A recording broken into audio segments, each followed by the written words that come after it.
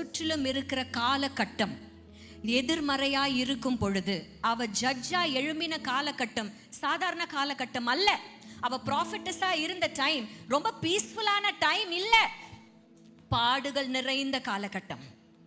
அவங்களுடைய இஸ்ரவேல் தேசம் பாடுபட்ட காலகட்டம். அவ ஜட்ஜு தான், அவ பொலிட்டிக்கல் ஆபீஸ் ஹோல்ட் பண்றா. ஆனா அவர்களை ஆண்டு கொண்டவர்கள் இருந்தாங்க, அவர்கள் அடிமையா தான் இருந்தாங்க. புரியுதா இப்போ உங்களுக்கு? அவள் ஆபீஸ ஹோல்ட் பண்ணது அக்காலத்திலே. சொல்லுங்க, எங்க? பாடுகள் நிறைந்த அக்காலத்திலே. ஆனா இன்னைக்கு சொல்றேன், அக்காலத்துல பாடு இருந்துச்சுன்னா இக்காலத்திலயும் பாடுகள் இருக்கு. அந்தந்த நாளுக்கு அதின் பாடு போதும். அக்கால பாடலையே ஒரு மகள் இப்படி 3 ஆபீஸ்லயும் எழும்பி நிக்க முடியும்னா, இக்காலத்து பாடுகள் மத்தியில உங்களாலேயோ என்னாலேயோ எழும்ப முடியும். ஏன்னா நான் எழும்புறதில்லை, என்னை எழும்ப பண்ண ஆண்டவர் ஒருவர் இருக்கிறார். ஆமென். என்னை எழும்ப பண்ண ஆண்டவர் ஒருவர் இருக்கிறார். இந்த இந்த ஜட்ஜஸை குறித்து நம்ம பார்க்கும் பொழுது ரொம்ப அழகான ஒரு விஷயத்தை நான் பார்த்தேன். அதை உங்களுக்கு நான் சொல்லணும்னு ஆசைப்படுறேன். 3ஆம் அதிகாரத்தினுடைய 9ஆம் வசனத்துல தான் முதல் கர்த்தர் ரட்சகர்களை எழுப்ப ஆரம்பிக்கிறாங்க. ஒத்னியேல் என்கிற ஒரு பர்சன் தான் ஃபர்ஸ்ட் ஜட்ஜ். 3ஆம் அதிகாரத்தினுடைய 9ஆம் வசனம் என்ன சொல்லுகிறது? இஸ்ரவேல் புத்திரர் கர்த்தரை நோக்கி கூப்பிட்ட போது கர்த்தர் இஸ்ரவேல் புத்திரரை ரட்சிக்கும்படி காலேபின் தம்பியான கேனாசுடைய குமாரனாகிய ஒத்னியேல் என்னும் ரட்சகனை அவர்களுக்கு எழும்ப பண்ணினார். அவர்களுக்கு எழும்ப பண்ணினார். யார் பண்ணினார்? சொல்லுங்க, கர்த்தர் எழும்ப பண்ணினார். ஆமென். 3ஆம் அதிகாரத்தினுடைய 15வது வசனம் 15. அப்படியே அந்த எழும்ப பண்ணினார் வார்த்தையை மாத்திரம் படிங்க ரூபிமா. இஸ்ரவேல் புத்திரர் கர்த்தரை நோக்கி கூப்பிட்ட போது கர்த்தர் அவர்களுக்கு பென்யமீன் கோத்திரத்தானாகிய கேராவின் மகன் ஏகூத் என்னும் ரட்சகனை எழும்ப பண்ணினார். ஏகூத் என்னும் ரட்சகனை எழும்ப பண்ணினார். திருப்பியும் பாத்தீங்கன்னா 3ஆம் அதிகாரத்தினுடைய 31ஆம் வசனத்துல சம்கார் எழும்பினான் என்று வசனம் இருக்கிறது. எழும்ப பண்ணினார், எழும்பினார். ஆனா தெபோராளை குறித்து பார்க்கும் பொழுது 5ஆம் அதிகாரத்தினுடைய 7ஆம் வசனம் சொல்லுகிறது, 5:7, தெபோராளாகிய நான் எழும்பும் அளவும் இஸ்ரவேலிலே நான் தாயாக எழும்பும் அளவும் இஸ்ரவேலிலே நான் தாயாக எழும்பும் அளவும் கிராமங்கள் பாழாய் போயின. இஸ்ரவேலின் கிராமங்கள் பாழாய் போயின. ஆனா என்னைக்கு அவ எழும்பினாளோ, அவ எழும்புற வரைக்கும் அங்க சிச்சுவேஷன் சரியில்லை. ஆனா எழும்பினதுக்கு அப்புறம் நல்லா ஆயிடுச்சு. ஆமென். இன்றைக்கு சொல்றேன், நீங்க எழும்புற வரைக்கும் உங்க காலத்துல நீங்க படுகிற பாடுகளுக்கு முடிவில்லை. எத்தனை பேருக்கு ஆசை பாடுகள் எல்லாம் முடிவடையணும்? அப்ப பாடு முடிவடையணும்னா நீங்க தெபோராளாய் நீங்க எழும்பணும். நீங்க எழும்புற அளவும் பாடுகள் முடியாது. நீங்க எழும்பிட்டீங்கன்னா பாடுகள் மகிமையில போய் முடியும். ரொம்ப அழகான F மைனர் கொடு சைரஸ், F மைனர் கொடு. ரொம்ப அழகான ஒரு பழைய பாடல் உண்டு. அந்த பாடல்கள் வரிகளை நான் பாட நான் ஆசைப்படுறேன். ரோமர் தேங்க்யூ ஜீசஸ் 8ஆம் அதிகாரத்தினுடைய 8ஆம் வசனம் சொல்லுகிறது. ரோமர் 8:8, ஆதலால் இக்காலத்து பாடுகள் இனி நம்மிடத்தில் வெளிப்படும் மகிமைக்கு ஒப்பிடத்தக்கவைகள் அல்லவென்று எண்ணுகிறேன். இக்காலத்து பாடுகள் இனி வரப்போகிற மகிமைக்கு.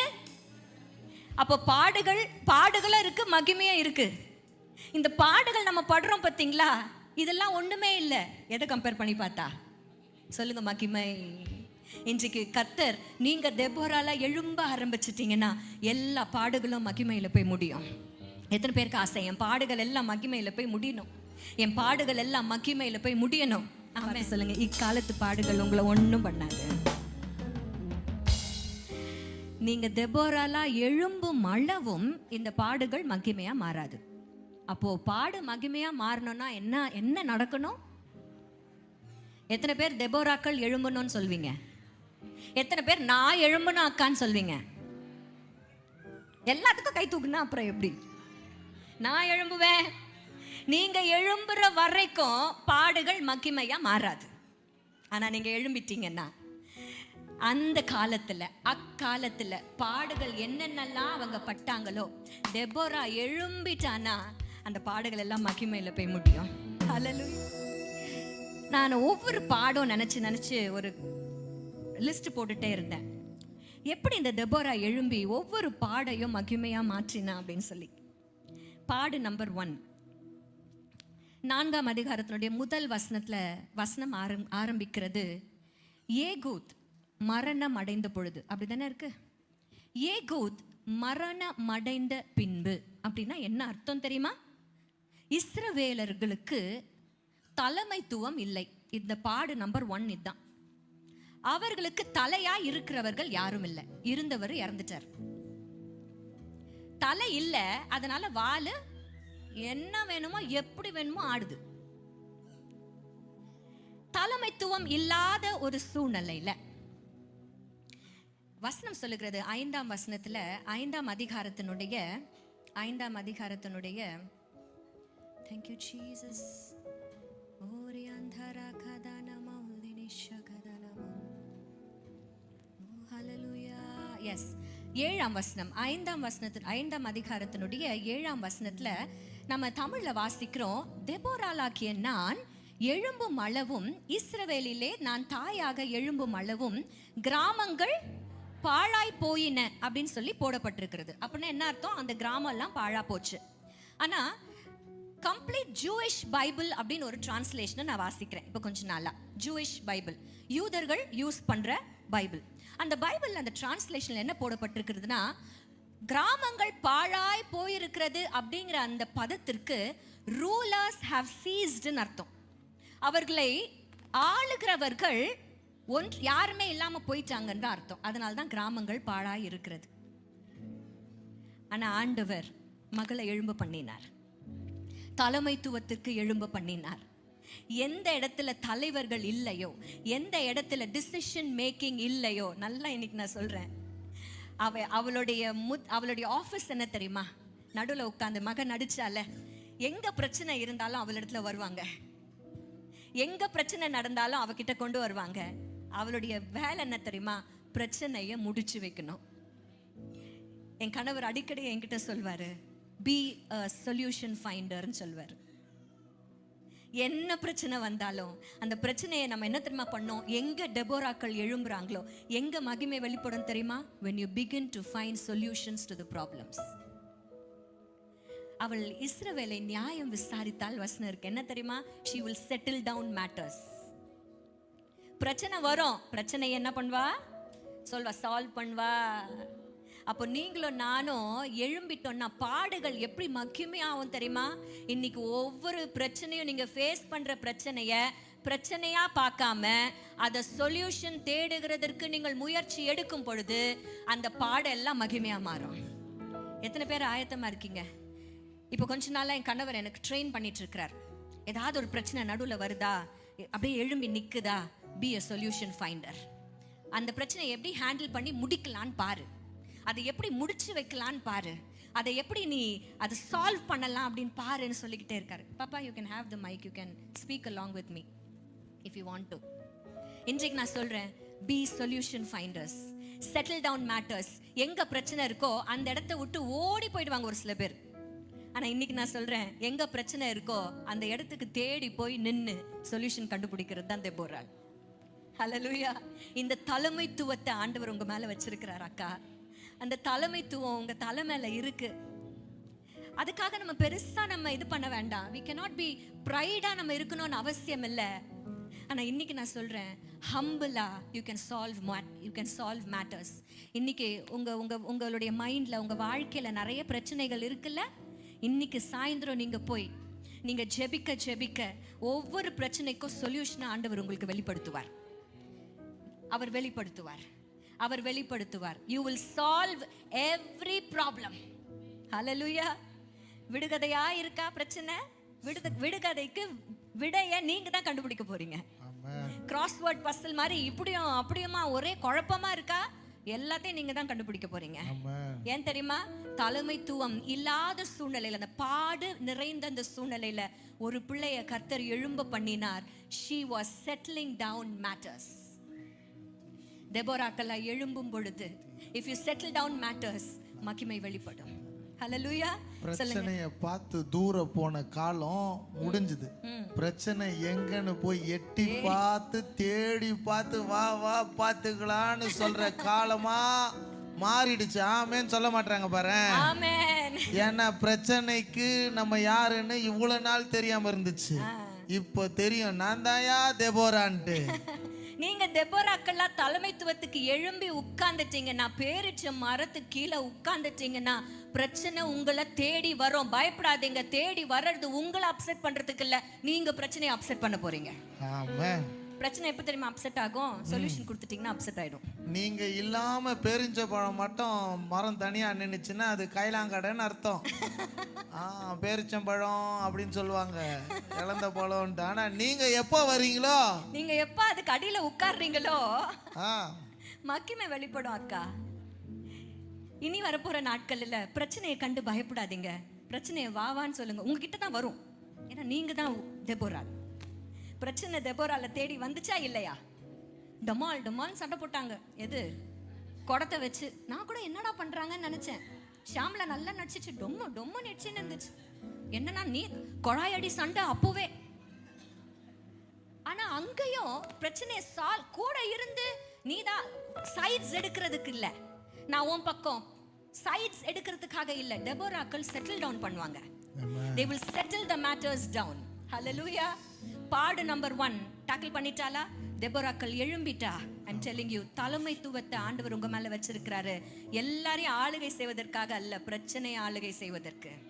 அன்றைக்கு தெபோராள் எழும்பினது மற்ற எல்லார் ஆண் மகன்களையும் கீழே தூக்கி போட்டு மிதிச்சு எழும்புறதுக்காக இல்ல. she is not a female, என்ன சொல்வாங்க, ஒரு டிக்டேட்டர் மாதிரி ஒன்னும் அவ எழும்பல. பிரச்சனையை தூக்கி காலில் போடுறதுக்கு தான் எழும்புனா. ஆண்டவர் அப்படிப்பட்ட ஒரு லீடர்ஷிப்பை, ஒரு தலைமைத்துவத்தை உங்க தலைமையில இன்றைக்கு வைப்பார். you will settle down problems. amen. நம்ம வீட்டை சுத்தி நிறைய பிரச்சனை இருக்கும். நீங்க வேலை செய்யற ஸ்தலத்துல உங்களை சுத்தி நிறைய பிரச்சனை இருக்கும். நீங்க நினைக்கிறது உண்டு, இவ்வளவு நாள் புலம்புனது உண்டு, ஏன் தான் இந்த பிரச்சனை எல்லாம் நம்மள சுத்தி சுத்தி வருது அப்படின்னு நினைச்சிருக்கலாம். ஏன்னா நீங்க டெபோரா அப்படிங்கிறது அதுக்கு தெரியுது, உங்களுக்கு தான் தெரியல. கரெக்ட். பிரச்சனை உங்களையே சுத்தி சுத்தி வருதுன்னா நீங்க யாரு சொல்லுங்க? இயேசுப்பா, நான் இன்னைக்கு எழும்பணும் ஆண்டவரே.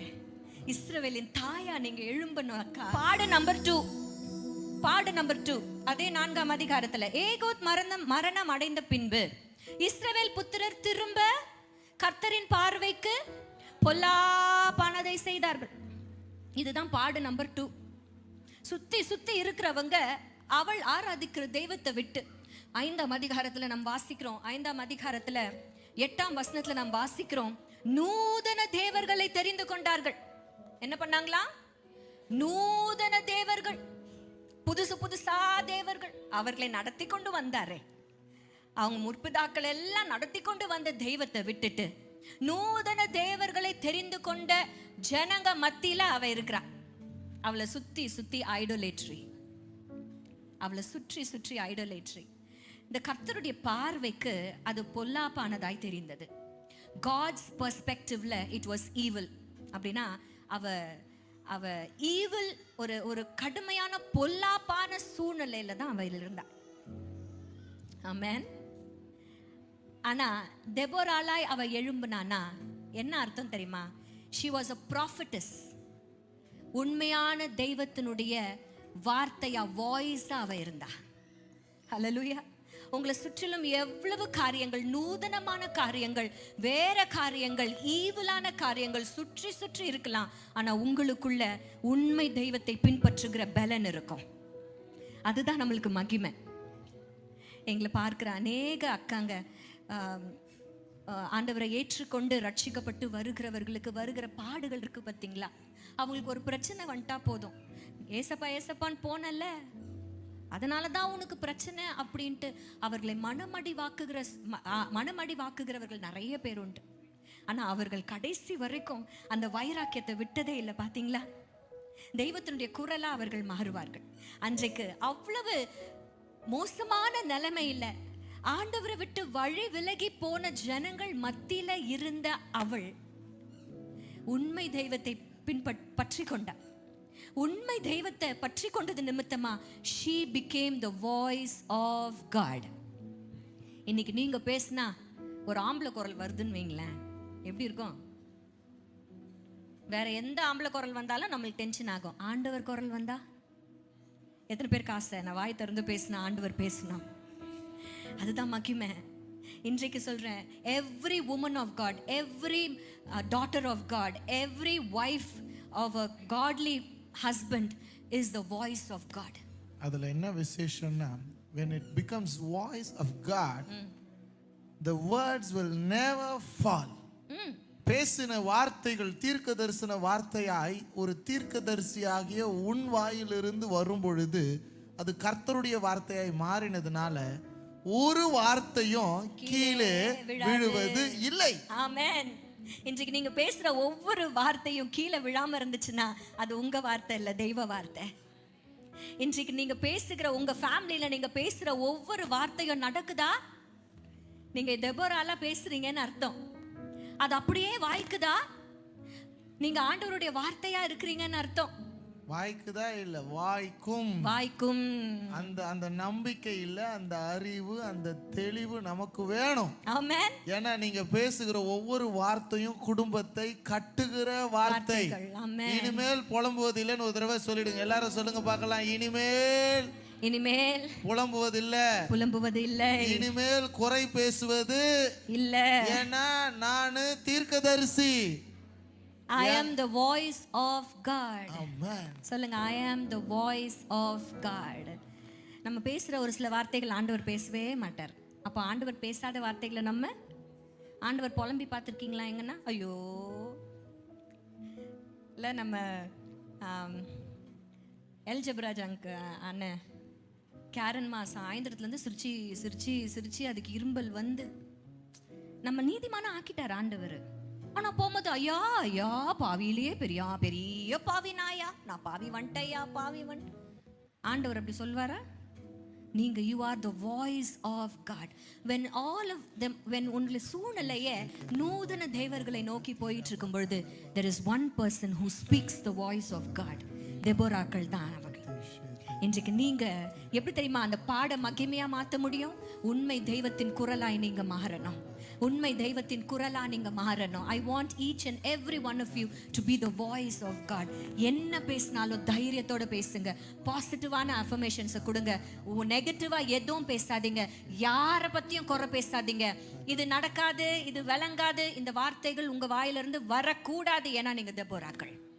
நம்ம வாழ்கின்ற இந்த சூழ்நிலையில பல நூதனமான கிரியைகள் காரியங்கள் நம்ம வீட்டில் சுற்றி நடந்துக்கிட்டே தான் இருக்கும். என்னால் ஒரு சாட்சி சொல்ல முடியும். என்னுடைய குடும்பத்தில் எங்கள் அப்பா ரட்சிப்படுவதற்கு முன்பதாக 10 வருஷம் பல நூதனமான காரியங்கள் எங்களை சுற்றி இருந்துச்சு. பட் அம்மா ஜெபிச்சாங்க 10 full years. போராடல, வீட்டில் பிரச்சனை பண்ணல, ஒரு காரியத்தை செய்தாங்க. தீர்க்க தரிசனமான வார்த்தைகளை சொல்லிக்கிட்டே இருந்தாங்க. அப்பா ரட்சிக்கப்படணும். எங்க மாமனார் அப்பா ரட்சிக்கப்படணும்னு ஜெபிக்கல, அவர் ஊழியக்காரர். எங்க வீட்டுக்காரர் ஒரு ஊழியக்காரர், எங்க வீட்டுக்காரர் ஒரு ஊழியக்காரர். சொல்லிக்கிட்டே இருந்தாங்க 10 வருஷம். அவங்க சொல்லும் போதெல்லாம் எங்க வீட்டுக்காரர் என்ன பண்ணியிருந்தாருன்னா அட்டூழியம் தான் பண்ணியிருந்தார். அவர் அட்டூழியம் பண்ண இவங்க சொன்ன ஒரே காரியம், ஐயா நீர் ஊழியக்காரர். ஆமென். ஆமா சொல்லுங்க, நீங்க சொல்லுங்க, உங்க வீட்டை நினைச்சு சொல்லுங்க, ஐயா நீர் ஊழியக்காரர். ஐயா நீங்க ஊழியக்காரர். உங்க பிள்ளை அட்டூழியம் செய்யறாங்களா? நான் கூட செஞ்சேன். அட்டூழியம் ஒரே அட்டூழியம். ஆமா, எங்க அம்மா பக்கத்துல இருந்து சொல்றாங்க பாருங்க. சொல்லுங்கம்மா, என்ன சொல்லுங்கம்மா? கொஞ்சமான அட்டூழியமா? கொஞ்சம் நெஞ்சமான அட்டூழியமா? ஏமா ஒரு போதகரை பார்த்து சொல்றதா இது? நல்ல வேளை உங்களை இன்னொரு தடவை சொல்லுங்க. கொஞ்சம் நெஞ்சமா அதிகம். ஒருவேளை எங்க ஐயாவை நான் அட்டூழியம் பண்ற நாட்கள்ல பாத்திருந்தா வானான்னு சொல்லிட்டு இருப்பல்ல? இல்லம்மா, அது சரியா புரியல. அப்போ அது ஹட் ஊழியம். எது ஹட் ஊழியம்? ஹட்னா உனக்கு புரியல, குடிசை ஊழியமா? ஓ அப்படி உங்களை சுற்றிலும் ஜனங்கள் சீர்கெட்டு போனா கூட, ஒருவேளை உங்க பிள்ளையே ஆண்டவரை விட்டு விலகி போனா கூட சொல்லிக்கிட்டே இருங்க, என் பிள்ளை ஊழியக்காரன், என் பிள்ளை ஊழியக்காரனா மாறுவா, என் பிள்ளைங்க நல்லா இருப்பாங்க, என் பசங்க நல்லா சந்தோஷமா இருப்பாங்க. பயப்படாதீங்க உங்க பிள்ளைய குறிச்சு. கேரனுக்கு ரொம்ப பயம் இருந்துச்சு இன்னைக்கு சாயந்தரம்லாம். அவளை இரும்பலை குறிச்சு நான் சொன்னேன், பயப்படாத. Refuse to be sick. நான் சிக்கா இருக்கிறேன் சொல்லாத. கர்த்தர் என்ன பலவானாய் மாற்றுகிறார். நான் பலவான், நான் பலவான். நீங்க என்ன பேசுறீங்களோ, you are the prophets, you are Deborah, you are the voice of God. இப்படி எல்லாமே நெகட்டிவா இருக்கும் பொழுது நீங்க மட்டும் பாசிட்டிவா பேச ஆரம்பிங்க, பாடுகள் எல்லாம் மகிமையா மாறும். ஆமென். 2 பாடுகள் பார்த்துட்டோம். 3வது ஒரு பாடு என்ன தெரியுமா? கர்த்தரை விட்டு இவங்க பொல்லாப்பானதை செய்ததுனால ஒரு சில கான்சிக்வன்சஸை இவங்க ஃபேஸ் பண்ண வேண்டியது இருந்துச்சு. அடுத்து இவர்கள் பல பாடுகளை ஃபேஸ் பண்ண வேண்டியது இருந்துச்சு. என்ன பாடுகள் அப்படின்னு நான் சொல்றேன். 3ஆம் அதிகாரத்தினுடைய 12வது வசனம் சொல்லுகிறது. 3:12 கடைசி பகுதி, கர்த்தர் எக்லோன் என்னும் மோவாபின் ராஜாவை இஸ்ரவேலுக்கு விரோதமாய், இப்போ எனிமி பலனாய் ரொம்ப பலத்து போயிட்டார். இப்போ யார் ஸ்ட்ராங், இஸ்ரவேலா எனிமியா அப்படின்னு பார்த்தீங்கன்னா, எதிரியான்னு பார்த்தீங்கன்னா யார் ஸ்ட்ராங்? எதிரி ஸ்ட்ராங், இஸ்ரேல் வீக். சொல்லுங்க, இஸ்ரவேல். இன்னும் சத்தமா சொல்லுங்களேன். எதிரி ஸ்ட்ராங், இஸ்ரவேல் வீக். வீக் ஆனவங்க வின் பண்ணுவாங்களா, ஜெயிப்பாங்களா? ஜெயிக்க மாட்டாங்க. அதனால தான் பார்க்கிறோம் 3:13 நம்ம பார்க்கிறோம், இஸ்ரவேலை முறியடித்தான். அப்ப என்ன ஆயிடுச்சு? மேட்ச்ல யார் தோத்து போனது? இஸ்ரவேல் தோத்து போச்சு. முதல்ல இஸ்ரவேல் என்ன ஆச்சு? பலன் இழந்து போச்சு. ஏன்னா எதிரி பலனாய் மாறிட்டான். இவர்கள் பலன் இழக்க இழக்க தோல்விக்கு நேரா போறாங்க. இவங்க தோல்விக்கு நேரா போன உடனே அடிமையாய் மாறுகிறார்கள். 3:14 சொல்லுகிறது, இவர்களை ஒடுக்க ஆரம்பிக்கிறாங்க. 3:14. அதனாலதான் 4ஆம் அதிகாரத்தின் 3ஆம் வசனம் வாசிக்கிறோம், கொடுமையாய் அவர்கள் ஒடுக்கப்பட்டார்கள். இதுதான் பாடு நம்பர் 3. பலன் இல்லாமல் இருக்கிறது, அது அப்படியே எங்க போய் நிக்குது? தோல்வியில நிக்குது. அது அப்படியே எங்க போய் நிக்குது? அடிமைத்தனத்துல போய் நிக்குது. இந்த பாடுகளை டெபோரா எப்படி தெரியுமா மகிமையா மாறினா, மகிமையா மாத்தினா? அவள் எழும்பினதுனால. இன்னைக்கு நான் சொல்றேன், எந்த எதிரி பலத்து போனானோ, எந்த இஸ்ரவேல் குன்றி போயிடுச்சோ, அவங்களுடைய பலன் குன்றி போச்சோ, வசனம் தெளிவாய் சொல்லுகிறது. 4:23 இப்படி தேவன் அந்நாளிலே கானானியரின் ராஜாவாகிய யாபீனை இஸ்ரவேல் புத்திரருக்கு முன்பாக, இப்போ எதிரி என்ன ஆயிட்டாரு? தாழ்த்தப்பட்டுட்டாரு, வீக் ஆயிட்டாரு. அடுத்த வசனம் சொல்லுகிறது, இஸ்ரவேல் புத்திரரின் கை கானானியரின் ராஜாவாகிய யாபீனை நிர்மூலமாக்கும் மட்டும் அவன் மேல் பலத்து கொண்டே இருந்தது. ஹல்லேலூயா, ஹல்லேலூயா. இது தெபோரா எழும்புறதுக்கு முன்னாடியும் பின்னாடியும் நடந்த விஷயம். அப்ப சொல்லுங்களேன், இன்றைக்கு நம்ம வாழ்க்கையில இஸ்ரவேல் ஜெயிக்கணும்.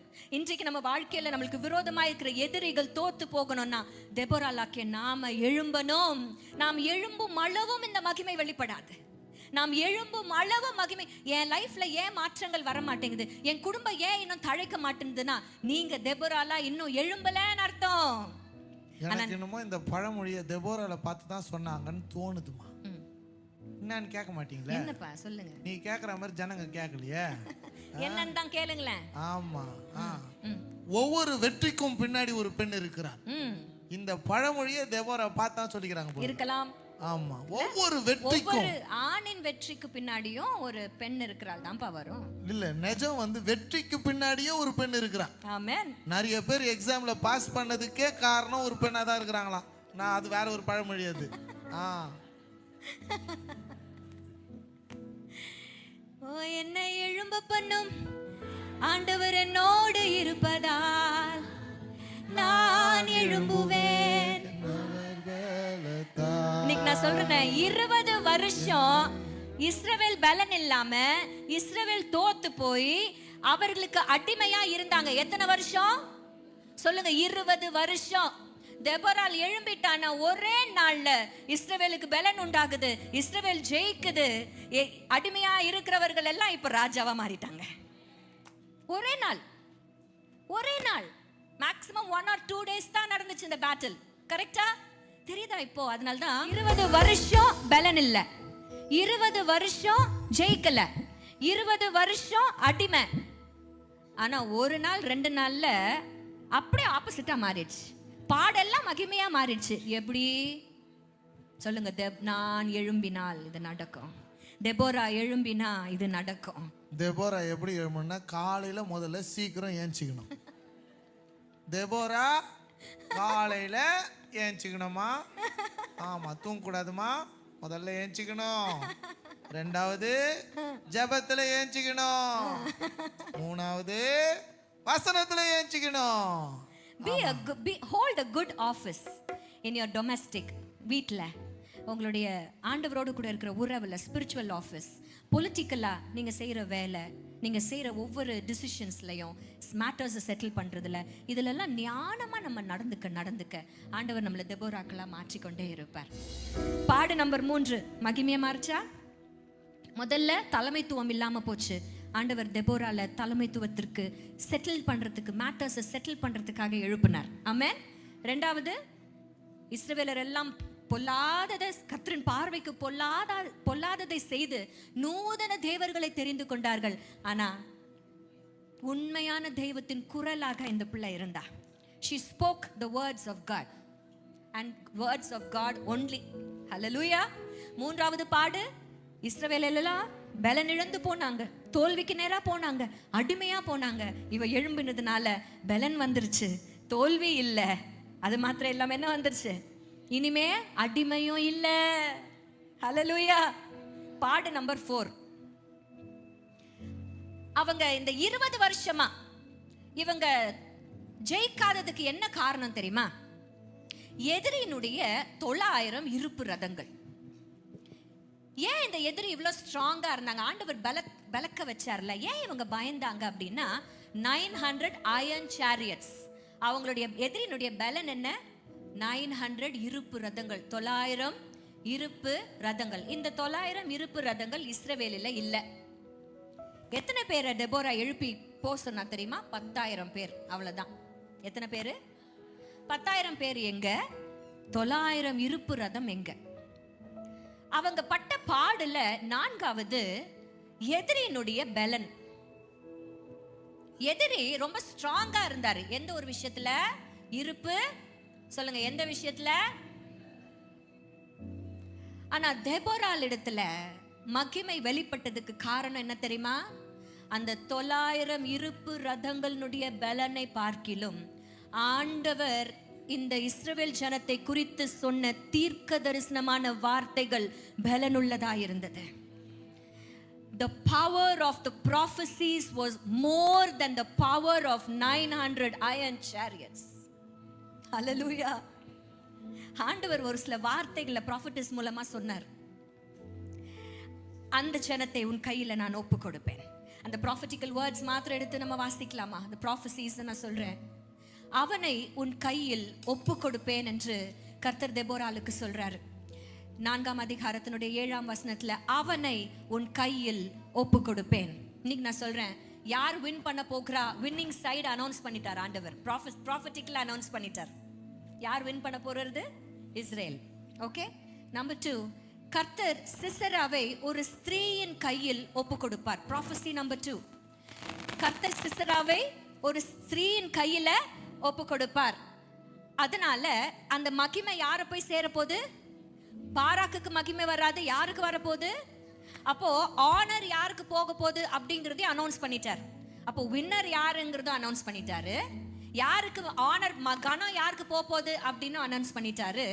3, கர்த்தர் உனக்கு முன்பாக புறப்படவில்லையா அப்படின்ட்டு தெபோரால் சொல்றதை நம்ம பார்க்கிறோம். 4ஆம் அதிகாரத்தினுடைய 14ஆம் வசனம். 4:14 பாராக்கு பார்த்து சொல்றார், கர்த்தர் உனக்கு முன்பாக புறப்படவில்லையா? அப்ப இப்ப சொல்ற, யார் பேட்டில் பண்றது? யார் யுத்தத்தை செய்யறது? யார் மெயின் டீம்ல? யாரு கேப்டன்? யாரு சொல்லுங்க, கேப்டன் யாரு? எல்லாமே ஆண்டவர் முன்கூட்டியே சொல்லிட்டார். இந்த prophetical word from God was more powerful than the 900 iron chariots. எதிரனுடைய பார்வையில நம்ம கையில ஒண்ணு இல்லாம இருக்கலாம். நம்ம பார்வையில அவங்க கையில நம்ம விட பலத்த ஆயுதங்கள் இருக்கலாம். ஆனா அவனுக்கு, எதிரிக்கு தெரியாத ஒண்ணு உங்களுக்கு தெரியணும். என்னன்னா, உங்க கையில கர்த்தருடைய வார்த்தை இருக்கிறது. அது கையில இருக்கிற வரைக்கும் பிரயோஜனம் இல்லை, வாயில வெளியே வரணும். ஆமென். அந்த வார்த்தை வெளியே வர வர வர அந்த வார்த்தைக்கு ஜீவன் இருக்கிறதுனால உங்க குடும்பத்துல நீங்க பேசுகிற ஒவ்வொரு நல்வார்த்தையையும் நிறைவாய் கர்த்தர் ஜெயமாய் மாற்றி கொடுப்பார். ஆமென். ஆமென். உங்களை குறித்து தீர்க்க தரிசன வார்த்தைகள் இருக்குல்ல, ஆண்டவர் உங்களுக்கு குடும்பத்திற்காக பேசி இருக்கிறார்ல. சூழ்நிலைகள் வேணா ரொம்ப எதிரா இருக்கலாம், இல்ல பலன் இல்லாம நீங்க இருக்கலாம். இன்னைக்கு சொல்றேன், இந்த உலகத்துல எதுவுமே இல்லைன்னா கூட பரவாயில்ல, கர்த்தருடைய வார்த்தை உங்க குடும்பத்தின் மேல இருந்துச்சுன்னா அதுவே பெரிய மகிமை. That is the greatest power in your hand. Amen. That is more powerful than the 900 iron chariots. உலக பிரகாரமா வேணா பார்க்கும் பொழுது, ஐயோ 900 இருப்பு ரதம் வச்சிட்டு இருந்த அவன் பெரிய ஆளா தெரியல. ஆனா இன்னைக்கு சொல்றேன், அவன் பெரிய ஆள் இல்ல, நீங்க தான் பெரிய ஆள். ஏன்னா கர்த்தருடைய தீர்க்க தரிசனமான வார்த்தைகள் உங்க மேல இருக்கிறது. ஹல்லேலூயா. இதை நீங்க நம்பணும், இதை நீங்க நம்பணும். உங்க பார்வையில சத்ருவினுடைய பெரிய பலன் உங்க கண்ணு முன்னாடி தெரியலாம், அதை நம்பாதீங்க. கர்த்தருடைய வார்த்தை உங்க மேல இருக்கிறது, அதை நம்புங்க. ஆமே. பாடு அவங்க கண்டுபிடிச்சாங்க. 5வது ஒரு பாடு. இந்த பாடு எங்க நடந்துச்சுன்னா பேட்டில் ஃபீல்டுல நடந்துச்சு. இது வரைக்கும் பேட்டில் ஃபீல்ட் பத்தி நம்ம போல, இப்பதான் மெயின் மேட்ருக்கே வரும். 5வது கடைசியா நான் சொல்றேன். இப்ப என்ன பாடு அவங்க கண்டுபிடிக்கிறாங்கன்னா, ஆல்மோஸ்ட் கொண்டுட்டாங்க எல்லாரையும். எப்படி? ஆல்மோஸ்ட். ஆனா இன்னும் முழுசா சாவடிக்கல. கிட்டத்தட்ட ஜெயிச்சிட்டோம், கிட்டத்தட்ட ஜெயிச்சிட்ட மாதிரி தான் இருக்கு, ஆனா இன்னும் ஜெயிக்கலையே. ஆனா ஒருத்தன் கை நழுவி போயிட்டான். கரெக்டா? கரெக்டா? நாடகத்துல அழகா அவங்க காட்டினாங்களே, அவங்க கால் அப்படி வெட்டிட்டாங்க. வெட்டின உடனே அவரால் நடக்க முடியல. சிசரா அந்த இடத்துல தப்பிச்சு போனதை நீங்க பாத்துட்டீங்களா? இப்படி சம்டைம்ஸ் சத்ருவானவனை முழுமையா நம்ம வாழ்க்கையை விட்டு நம்ம அகற்றலைன்னா, அவன் கை நழுவி போயிட்டான்னா ஃபியூச்சர்ல எதிர்கால பாடுகளை நமக்கு சந்திக்க வேண்டியதா இருக்கும். அதனாலதான் அமலேக்க குறித்து ஆண்டவர் சொல்லும் பொழுது, அவனை விட்டு வைக்காத, அவனை முற்றிலுமாய் அழித்து போடு, சங்கரித்து போடுன்னு ஆண்டவர் சொல்றாரு. ஏன்னா மிச்சம் வச்சா பிரச்சனை நம்மளுக்கு தான். அப்படி ஒரு பாடை இவங்க சந்திக்கிறாங்க. என்னன்னா, கை நழுவி போயிட்டார். யார் கையில இருந்து? தெபோரா கையில இருந்து கை நழுவி போயாச்சு. இன்னைக்கு நான் சொல்றேன், ஒரு மனைவியின் கையில இருந்து கை நழுவி போனாலும் இன்னொரு மனைவியின் கையில போய் மாட்டான். ஆண்டவர் விட மாட்டார், ஆண்டவர் விட மாட்டார். வசனம், ஏபேரின் மனைவி ஆகிய யாகேல் கையில போய் மாட்டினார் தலைவர். ஹல்லேலூயா. இன்றைக்கு சொல்றேன், மனைவிகள் அப்படின்னு சொல்ற அந்த உங்களை கர்த்தர் அப்படி பார்க்கிறாரு. You are not weak, you are a warrior. ஹல்லேலூயா. ஆமென். காணுமே, you are a warrior. You are a warrior. சாதாரணவங்க இல்லைங்க நீங்களும் நானும். நினைச்சா ஒரு சுத்தியும் தூக்க முடியும், நினைச்சா அறிவாலையும் தூக்கி வைக்க உங்களால முடியும். பேட்டில் ஃபீல்ட்லயும் நீங்க உங்க கையில என்ன வச்சிருக்கீங்க? நீங்க பட்டயத்தை வச்சிருக்கீங்க. நீங்க வீட்டுல இருந்தாலும் கையில என்ன வச்சிருக்கீங்க? சுத்திய வச்சிருக்கீங்க. கை நழுவி போனவன் உங்க கையில மாட்டாம இருக்க மாட்டான். உங்க கையை எந்த கையை நழுவி அவன் போறானோ, தப்பிக்கிறானோ, அதே கரங்களில கர்த்தர் பலனை கொடுப்பாரு. பட்டயத்தை பிடிக்கவும் பலன், அந்த சுத்தியலை பிடிக்கவும் பலன். ஹல்லேலூயா. பேட்டில் ஃபீல்டா இருந்தாலும், வீடா இருந்தாலும், வேலை ஸ்தலத்துல இருந்தாலும், வீட்டுக்குள்ள இருந்தாலும், எங்கேயும் எனிமியானவன் உங்களை தப்பிக்க முடியாது. ஏன்னா கர்த்தர் அப்படிப்பட்ட பலனை உங்க கையில கொடுத்திருக்கிறார். சொல்லுங்க, என் கைகளிலே கர்த்தருடைய பலன் இருக்கிறது. இந்த கையை பார்த்து சொல்லுங்க, இது சாதாரண கை இல்ல, இது சாதாரண கை இல்ல, இது கர்த்தர் எனக்கு கொடுத்திருக்கிற பலன். கர்த்தர் எனக்கு கொடுத்திருக்கிற பலன்.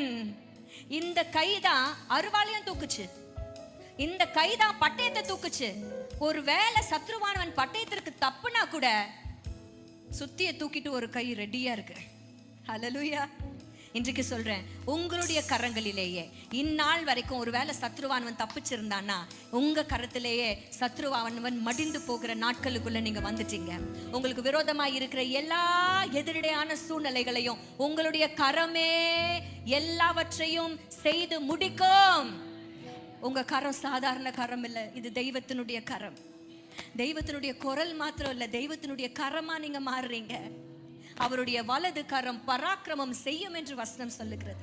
இன்னைக்கு உங்களுடைய ஒவ்வொரு பாடுகளும் மகிமையாய் மாற போகிறது. ஒவ்வொரு பாடையும் மகிமையாய் மாற்றுகிற திறன் உங்க கையில தான் இருக்கு.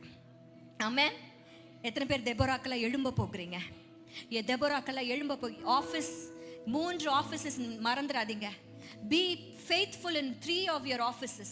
Your domestic office, வீட்ல, உங்களுடைய spiritual office தெய்வத்தோடு கூட, உங்களுடைய பொலிட்டிக்கல் ஆபீஸ், உங்க வேலை ஸ்தலங்களில 3 ஆபீஸ்லயும் உண்மையா இருங்க. ஆண்டவர் தெபோராக்களை எழுப்புவாரு. எல்லா பாடும் மகிமையாய் மாற போகிறது.